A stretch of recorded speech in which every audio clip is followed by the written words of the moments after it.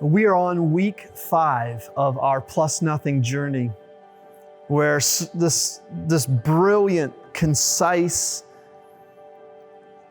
summary of Jesus' life is something that we're able to grasp. I can't imagine how grateful we would be if we didn't have the life of Jesus and the story of Jesus, and then one day it was given to us. But we do, we have this. And after all the good words that Jesus says and all the good stories he tells, there's a crowd of people that want him shut up. After all the healing he's done and all the lives he's changed, there's a group of people that want him to just stop. Isn't that amazing? As we get into these final pages of the story, the conflict between Jesus and the powers that be, both religious and governmental, is very obvious. The religious leaders keep asking him questions that are trick questions meant to incriminate him about taxes, about marriage, about heaven. When pressed about what the most important thing is in the whole wide world, he says it's to love God with all your heart and with all your mind and with all your soul and with all your strength. All of your being is a kinetic force to go into loving God. And if you push him for a second thing, he says it's to love your neighbor as yourself. One of his followers later writes that that is the fulfillment of the whole law, repeating his words. And in between his tricky answers to their tricky questions, he turns over a few tables in the temple. Wait a minute. Wasn't Jesus some passive flower child who just patted babies on the butt and went around saying nice things about people? No. He makes it clear that there are some things that aren't right that need to be set right, and if turning over tables is a way to set things right, he's going to do it. And there is some turbulence ahead in this ride. In this section, Jesus predicts what you may be feeling already: unrest. That's right. Jesus will first turn the tables on your life before he brings his reality. He tells his followers, get ready. Some of what he predicts in these pages comes true very quickly in the story of Jerusalem and in the Middle East. There are wars and battles. Some of what he said might have been predicting the way it would be for all times for people. Trouble on the horizon.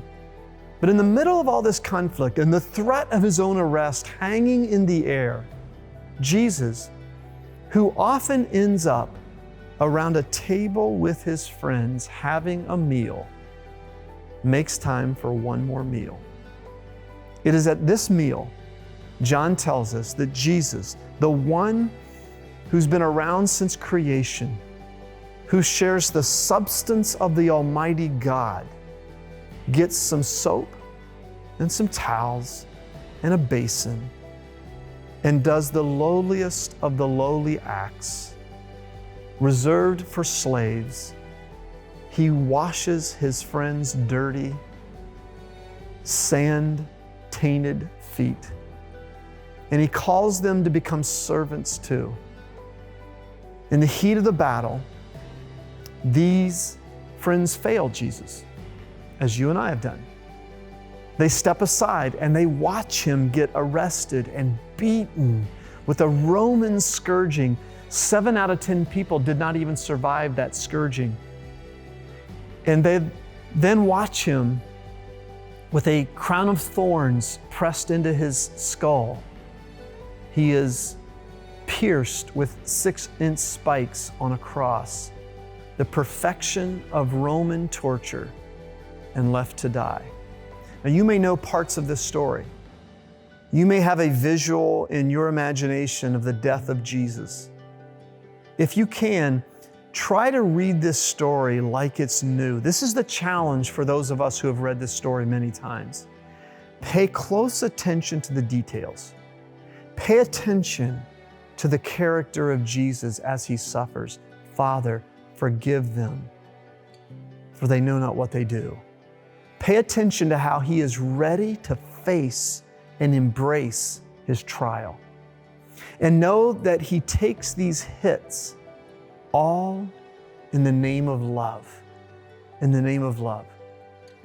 We have some questions for you to ponder with your friends and family as you go through these readings. If someone asked you what the most important rule of being a person was, what would you say? What do you think of Jesus' answer? As you read through Jesus' most troubled days, what details stand out to you and why? Again, detail. Third question, Jesus seems to know what's coming, but that doesn't make it all easy and painless. Have you ever known how a story would end? Has that changed the experience of going through that story? These are some deep questions. As we are reading this, we are coming upon the day of celebration, but that day of celebration only is a day of consecration because Jesus sacrificed His atoning work for us. He showed that life following Him is death, followed by something better. Thank you for joining us, and we look forward to concluding next week with week 6.